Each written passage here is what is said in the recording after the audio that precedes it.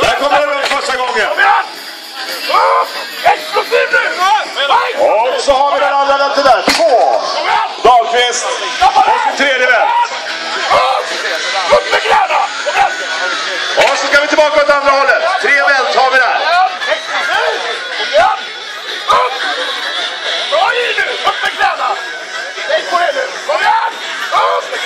Ja, det kommer där.